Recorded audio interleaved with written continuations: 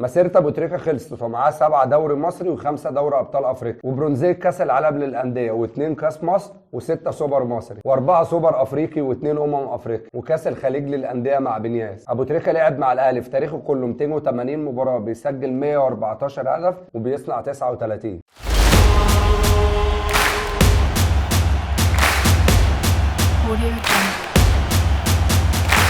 ابو تريكة زدان العرب ابتدى حكايته في مصنع طوب باجر 2 جنيه. هو عنده 13 سنه، راح اختبارات نادي الترسانه وشافه مدرب في قطاع الناشئين اسمه الحملاوي وضمه لفريق الناشئين. في الوقت ده ابو تريكة كان واخد شهره داخل قطاع الناشئين كبيره جدا، وتم تصعيد ابو تريكة للفريق الاول وكان مستواه في الوقت ده عالمي، وبسبب مستواه العالي ده اتخانق عليه الاهلي والزمالك. وفي الوقت ده الزمالك كان مسيطر على كل البطولات في ظل غياب النادي الاهلي تماما، وكان الاقرب في الوقت ده ابو تريكة يتعاقد مع الزمالك، ولكن قرر يصلي صلاه استخاره وفي الاخر اختار النادي الاهلي عشان يبدا رحله مع النادي الاهلي صعب تتكرر تاني. اكيد انت بتسال ليه ابو تريكة اختار رقم 22 بعد التعاقد مع الاهلي. ابو تريكة بعد التعاقد مع الاهلي راح يعمل عمره، اثناء العمره وهو خارج من باب المسجد النبوي لقى باب مكتوب عليه رقم 22، فطلب من اداره الاهلي تديله رقم 22 مع الفريق. في الدور الاول ابو تريكة مع الترسانه سجل 3 اهداف، وفي الدور الثاني مع النادي الاهلي سجل 11 هدف وخد ثاني هداف الدوري. وفي موسم 2004 2005 ابو تريكة سجل 9 اهداف وخد ثالث هدافين الدوري، والاهلي خد الدوري الموسم ده بعد غياب طويل. ومش بس الدوري، لا وكمان دوري ابطال افريقيا، وسجل ابو تريكة هدف في النهائي ضد النجم الساحلي. وفي سنه ونص قدر ابو تريكة يبقى نجم الشباك في النادي الاهلي. وفي نهايه الموسم ابو تريكة بيشارك في مباراه ضد الفقر مع اصدقاء رونالدو اصدقاء زيدان وبيسجل هدف عالمي. وفي تصفيات كاس افريقيا ابو تريكة بيسجل هدف ضد ليبيا وهدف ضد ساحل العاج، وصنع هدف التاهل الاخير ضد السنغال، وسجل الركله الاخيره في المباراه النهائيه. وفي البطوله دي ابو تريكة كان لابس تيشيرت نحن فداك يا رسول الله دفاعا عن اشرف الخلق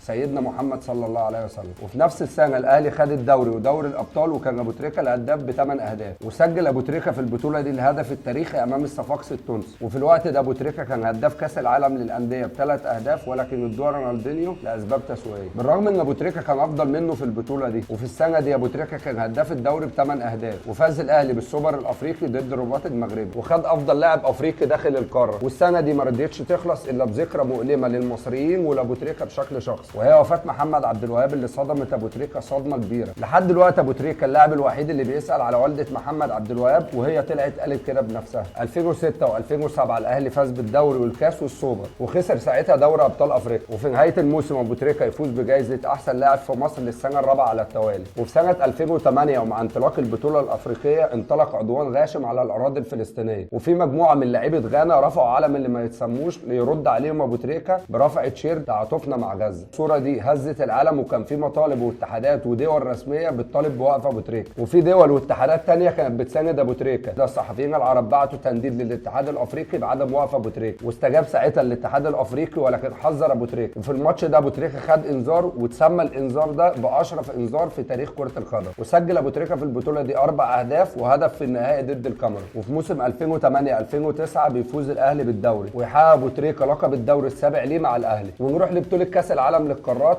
عشان ابو تريكة يعلم لعيبه البرازيل معنى كره القدم. وفي ماتش مصر وايطاليا بيعمل ابو تريكة اسيست الحمص ليفوز منتخب مصر بفوز التاريخ على ايطاليا 1-0. في الوقت ده مصر كان عندها ماتش فيصل مع الجزائر في مدرمان، وبتحصل ساعتها في الوقت ده مشكله كبيره واحداث بتهز الوطن العربي كله حتى على العلاقات الدبلوماسيه ما بين البلدين. ولكن ابو تريكة كالعاده بياخد موقف فردي وبيسافر الجزائر وبيعلن من هناك تشجيع منتخب الجزائر في كاس العالم، وفعلا بتحصل تهدئه ما بين الشعبين بفضل الله ثم ابو تريكة. وبنروح ل 2011 2012 والموسم الاسوأ في تاريخ الكره المصريه، وبتحصل احداث بورسعيد اللي اثرت بشكل كبير جدا على نفسيه محمد ابو تريكة، وفكر بشكل كبير جدا في اعتزال كره القدم، ولكن اداره الاهلي اقنعته يكمل. ابو تريكة كان واخد قرار ما يشاركش في اي بطوله محليه الا لما يرجع حق الشهداء الاول.